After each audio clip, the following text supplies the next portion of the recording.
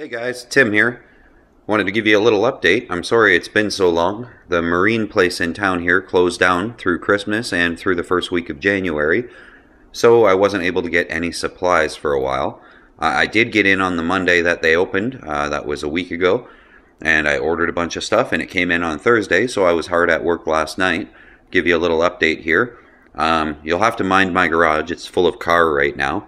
That is a 19, I think, 84 Toyota Cressida. The reason it's in here is it's a friend of mine's, and I was helping him do some body work last night.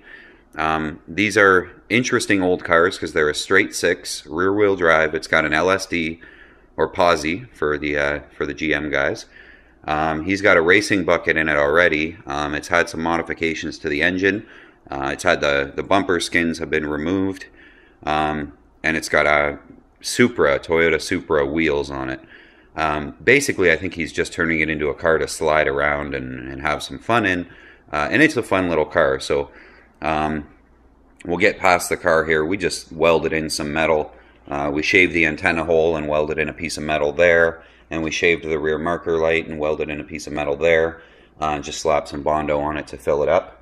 So it's a work in progress. It's going back outside, so I can work on the boat, obviously. So onto the boat. So as you know from the last video, I had both pieces of wood in the transom. So they're all good. They're in there. 2 3/4 inch pieces of 7-ply exterior grade plywood. I got my hands on a whole bunch more filler. This is the filler I'm using, West System 405. And I filled in my corners right here, as you can see, because the wood stops a little bit before the corner because the corner is round. So that's how I saw the other guys had done it, so I did the same thing. And I filled in my keyhole for my drain plug. As you can see, it's a little mouse hole, I guess is a better term. And I filled it in with epoxy. And then when my corners in my keyhole were starting to get tacky and starting to set, probably an hour or an hour and a half after I did them, I actually went ahead and grabbed the biaxial tape, and I went all the way around with biaxial tape, as you can see. Now this is 2 layers of biaxial tape. The first layer is this one, and it goes about, I don't know, 2.5 inches on the back on the transom and 1.5 inches on the wall.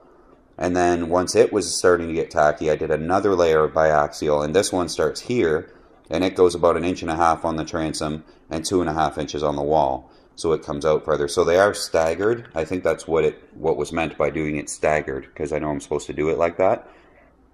So they're staggered, and they go all the way around, nice and flat. They laid out really well. I love that biaxial stuff compared to the chop strand stuff. The chop strand stuff is terrible, but they're ready to go. So now what I've done is I've ordered, and I know you guys know I had a lot of trouble finding biaxial sheet in like a 50-inch wide or whatever it is. A whole lot of trouble finding it to get it shipped to me, but I did end up finding a company that would do it. I ordered it a while back, so I'm still waiting for it to come in. I'll have to check on the shipping status, but I can't imagine it would be very much longer. Once I have it, it's biaxial with stitched mat on the back, so I'm going to lay biaxial over the whole inside skin and start building up my inside skin. So I'll do biaxial with stitched mat, and then I'll do a layer of CSM, and then another biaxial with stitched mat, and then another layer of CSM to finish it off. And I was thinking I would have, maybe the first layer will come out beyond the tape a few inches, and then the second layer beyond that by 1 inch or 2, and then the third layer and fourth layer. So I should be 8 or 10 inches into the boat as I go with the skin by the time it's done, probably 8 or 10 inches in, overlapping the sides of the hull and the bottom of the hull. So should be pretty strong layout. Should be in pretty good shape.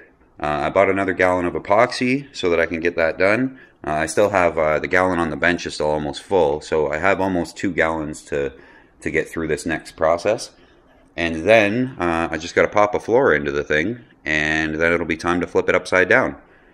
Once it's upside down, I'm just going to throw some beams across the cradle there and start doing body work to the underside of it, which kind of comes back to the car. There'll be a bunch of leftover scrapers and different things like that from when he gets this car done. So I shouldn't have to buy a few of the things that I would normally have to buy. Hoping the bottom of the boat just needs a fairing compound and for the whole thing to be sanded. So I guess I'll end this video with a question. For those of you who did paint your boats, this was metal flake. How far did you sand before you started shooting it with primer, or before you started fairing it with fairing compound and then priming it?